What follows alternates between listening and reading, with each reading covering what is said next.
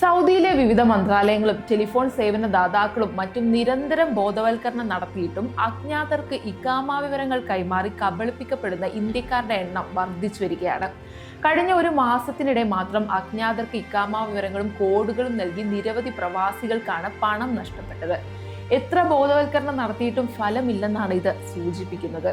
ഉന്നത വിദ്യാഭ്യാസവും ജോലിയുമുള്ളവരാണ് ഇങ്ങനെ തട്ടിപ്പുകാരുടെ ഇരയാകുന്നത് എന്നാണ് വിഷമിപ്പിക്കുന്ന മറ്റൊരു കാര്യം.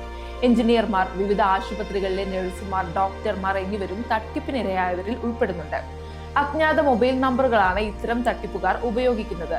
ആഭ്യന്തര മന്ത്രാലയത്തിൽ നിന്നാണെന്നും അബ്ഷീർ അക്കൗണ്ട് അപ്ഡേറ്റ് ചെയ്യണമെന്നും പറഞ്ഞാണ് വിളികളേറെയും.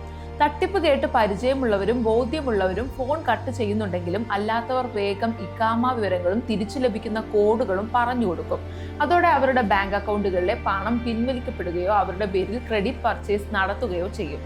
ചിലരുടെ പേരിൽ മൊബൈൽ സിമ്മുകൾ എടുക്കുകയും ചെയ്യും. ഈ സിമ്മുകൾ ഉപയോഗിച്ച് വീണ്ടും തട്ടിപ്പ് നടത്തുന്നു. എന്നാൽ ഇത്തരം ലോണുകൾ എടുക്കുന്നതോടെ ഈ പണം അടച്ചു തീർക്കാൻ ഇഖാമയുടമ നിർബന്ധിതരാകും. കാരണം പണം ലഭിക്കാനുള്ള സ്ഥാപനങ്ങളും വ്യക്തികളും പണം ലഭിക്കാതെയായാൽ കേസിന് പോകും. കേസായാൽ പിന്നീട് യാത്രാവിലക്കും മറ്റും ശിക്ഷകളും വരും. തട്ടിപ്പുകാർ എടുത്ത സിം കാർഡുകൾ വഴി ആരെങ്കിലും കബളിപ്പിച്ചാൽ കബളിപ്പിക്കപ്പെട്ടവർ മൊബൈൽ നമ്പർ പോലീസ് സ്റ്റേഷനിൽ നൽകും. ആരുടെ ഇഖാമയിലാണോ ആ സിം കാർഡ് ഉള്ളത്, ആ ഇഖാമയുടമയ്ക്കെതിരെ ആയിരിക്കും പിന്നീട് കേസ് വരിക. കഴിഞ്ഞ ആഴ്ചകളിൽ ഇങ്ങനെ തട്ടിപ്പിനിരയായവർ പരാതികളുമായി വിവിധ വകുപ്പുകളിൽ കയറി ഇറങ്ങുകയാണ്. അജ്ഞാതർക്ക് ഇഖാമ നമ്പറോ ഫോണുകളിൽ വരുന്ന കോഡുകളോ നഫാദ് വിവരങ്ങളോ കൈമാറരുതെന്ന് സൗദി പോലീസും മറ്റും നിരന്തരം ഓർമ്മിപ്പിക്കുന്നുണ്ടെങ്കിലും ഇക്കാര്യം എല്ലാ പ്രവാസികളും ശ്രദ്ധിക്കണമെന്നും സാമൂഹിക പ്രവർത്തകൻ സിദ്ദീഖ് തൂവൂർ പറഞ്ഞു.